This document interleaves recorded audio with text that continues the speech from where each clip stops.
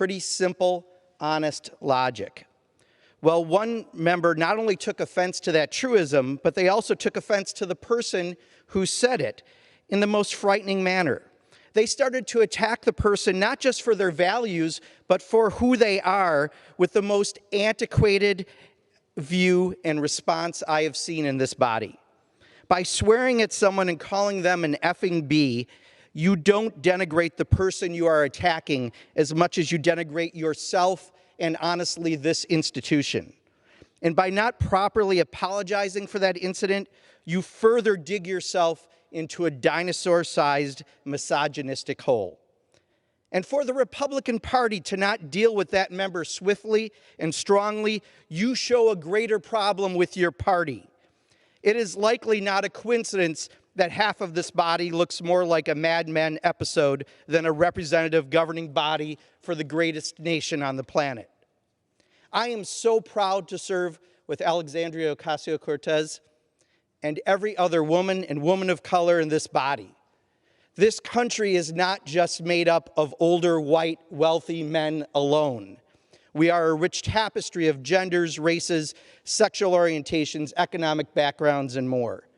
We can't be afraid to look like the very country we represent, and smart women of color shouldn't make you afraid.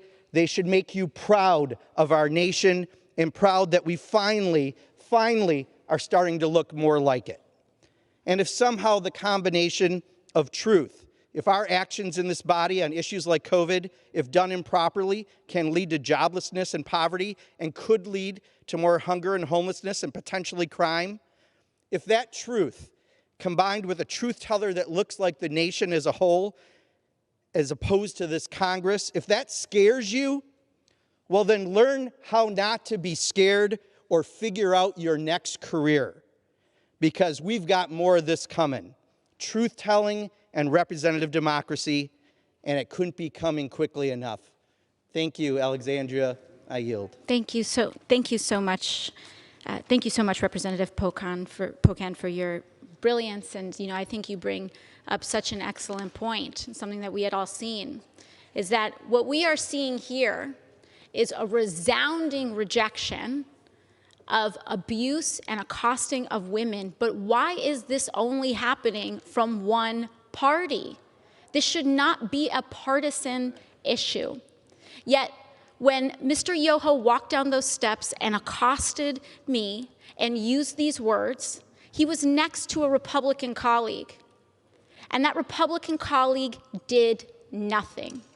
Not only did that colleague did nothing, he pretended he didn't even hear it when he had in fact jumped in. So not only did a person do it, but a bystander did nothing. And I have yet to hear from the leader of the Republican Party personally. I have yet to have gotten a call from Representative McCarthy addressing his members' behavior. I have yet to see Republican colleagues standing up for their daughters and saying that this behavior was unacceptable. So in the resounding standing and loud calls for justice, equally loud is the silence and the pin drop from the Republican Party about this type of misconduct. No matter. Because with that, we have an incredible champion for women, for men, for gender nonconforming people, and for justice. And I am proud to call her my sister. I yield to Representative Ayanna Pressley of Massachusetts. Thank you. Madam Speaker, I rise today to condemn in the strongest form the vulgar language and blatant disrespect a colleague directed at Congresswoman Ocasio-Cortez. As the Congresswoman stated, we are not on the House floor today because of just one callous incident. Unfortunately, what brings us to this moment are the structural and cultural conditions, and yes, the very men that have normalized the marginalization of women, and specifically women of color, since this nation's very inception. Madam Speaker, patriarchy, it is a tool of oppression that's very much at home in the halls of this powerful institution. not unlike the hostile working environments and harassment experienced by countless women across the nation who dare to speak truth to power. Today, we rise for every woman that has dealt with these dynamics as a conflated part of their walk in life. Every woman that has repressed the painful rhetoric inflicted on our bodies and our lives. So suffice to say that these tired tactics to debase and marginalize are familiar, and yet still we rise. Our forefathers and our foremothers, rather, the trailblazing women elected to Congress before us, equipped us to take on a world that was built on contradictions and injustice. Because of them, we have learned how to walk with our heads held high, our legacy defined by the laws we write and the good we do on behalf of those we serve. I first set foot in this institution at the age of 19. My mother poured into me a sense of reverence for this institution, of the awesome power that it held. I walked through hallways and still do, flanked by the statues of men that enslaved my ancestors, in a building built by my enslaved ancestors. Madam Speaker, while there may still be some specters in this hallway, set on upholding oppression and misogyny, I know that when my 12-year-old daughter walks through these hallways today, she sees my name embossed on a plaque outside the door and lit up on the voting board above this House floor. And she sees Talib and Omar and Chu and Jayapal and Escobar and Trahan and Underwood. Our very existence is proof that progress has been made. And yet, although in some instances we are better than we used to be, we are still not who we can be. And so with my eyes fixed, clear on the challenges of the moment, but clearer still on the promise of the future, I speak to our daughters, for they are watching and carefully taking note of how we respond in this moment. So in this moment, I say to my Cora and all our daughters, you are powerful. You are limitless. Your contributions to this world are brilliant, needed, and uniquely yours. Your ideas are substantive, your lived experiences, your kind heart, and your critical eye belong at every single table where decisions are being made. You deserve a life free from fear and filled with dignity and love. You are not defined by your productivity or your chosen work. We affirm these truths to be self-evident, that women are the backbone of every family, of our communities, and we are nation builders. We believe in you fully, without reservation. You have a right to show up in the world exactly as you are. And who you are is always enough. Cora, you belong everywhere. And I will close with the words of Reverend William Barber, who aptly points out that we find ourselves as a nation in a moment of reckoning, a reckoning which calls for reconstruction. Old fights, but this is a new day. Let's build the world that Cora and all girls and women deserve, and let us begin with this very institution. Thank you. Thank you so much, Representative Presley. And I now yield to Representative Judy Chu of California.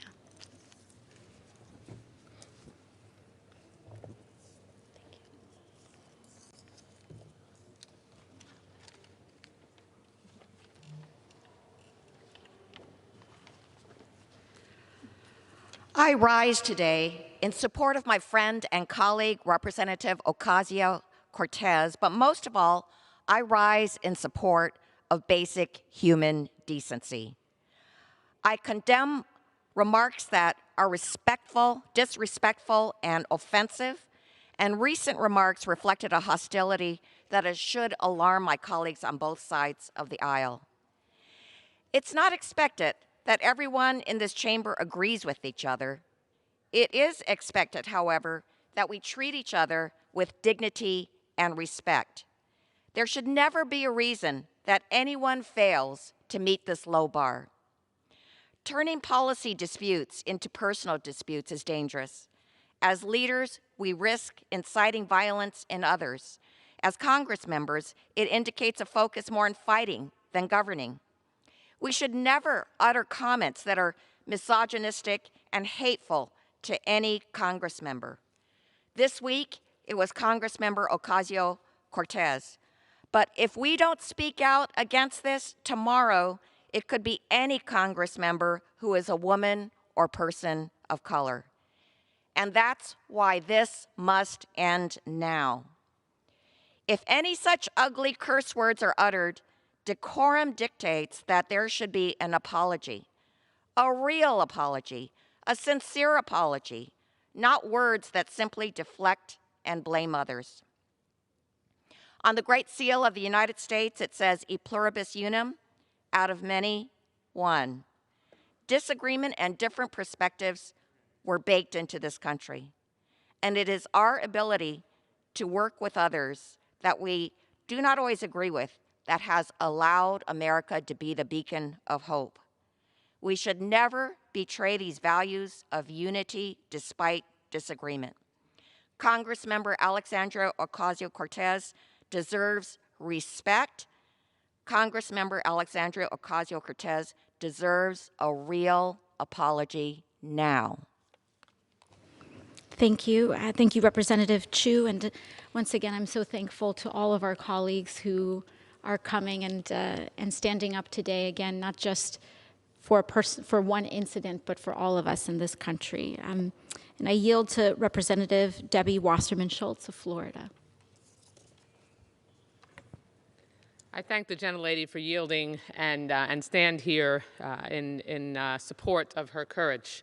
I rise to remind every man and woman on this floor that we were sent to Washington to destroy hostile work environments, not build them. Few women here or watching have not felt a man's bullying breath or menacing finger in our face as we were told exactly what our place was at work. I certainly saw and felt it as a 20-something lawmaker and had a highly public similar experience here in the halls of Congress as a 30-something member, once again from a then Florida member of Congress. That former member was just elected as the chair of the Republican Party of Texas, by the way, so bullies continue advancing unchecked.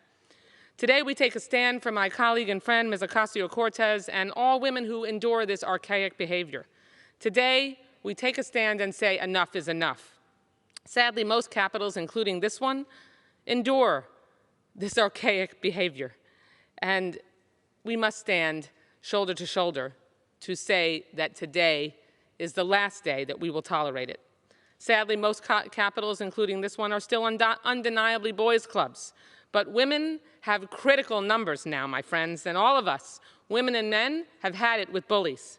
The halls of Congress are not middle school playgrounds. We have serious business to do. People across the country are sick, dying, unemployed, and facing eviction, yet misogyny was this member's highest priority messaging. Unbelievable. I guess really not unbelievable. It's a new day, gentlemen, and I use that term loosely with some cases. So just a reminder for those who still want to wield the workplace tool of intimidation, your time is up. To my sisters on this floor and listening at home, to my daughters listening at home, we must not let those who may be intimidated by our strength scare us away. I am proud of and proud to stand by my colleague and friend, Congresswoman Alexandria Ocasio-Cortez today. I yield back the balance of my time. Thank you. And with that, I would like to yield to Representative Lori Trahan of Massachusetts.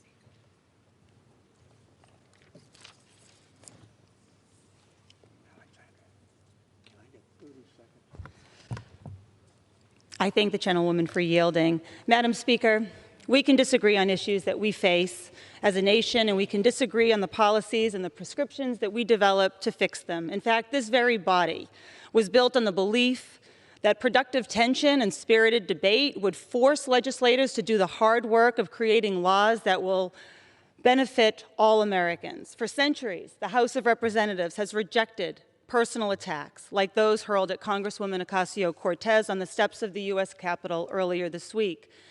This institution has maintained rules that hold us as members of Congress to a higher standard, because that's what the hardworking people we represent expect from us, and that's what we owe to them.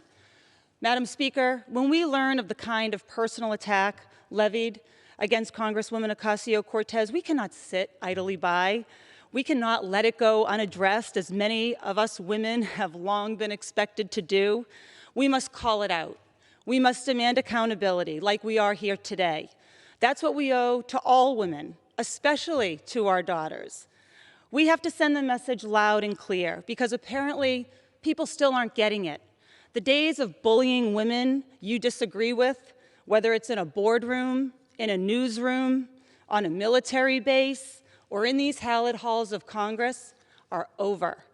If my colleagues on the other side of the aisle don't believe me, watch as we continue winning in districts across America. Watch as women band together to say enough to being publicly humiliated simply because they disagree. And watch as we make up for lost time by course-correcting the behaviors that women like us have had to endure so that our daughters and yours will never have to. I want to thank my fearless colleague for the grace, the courage, and the intellect that you bring to this chamber every day. And with that, I yield back. Thank you so much, Representative Trahan. And I'd like to yield to our majority leader, who has stood up for every member in this body and decency across parties, our majority leader, Representative Hoyer. Madam Speaker, this is an issue of who we are as a people. Many women have spoken on this floor, but this is an issue for fathers. This is an issue for sons. This is an issue for brothers.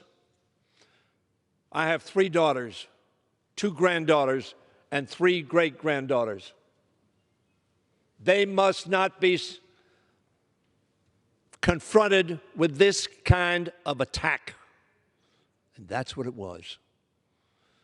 Some have tried to demonize the gentle lady from New York who does, in fact, bring the intellect and the passion and the focus on issues, surprisingly, that the gentleman mentioned yesterday in his non-apology.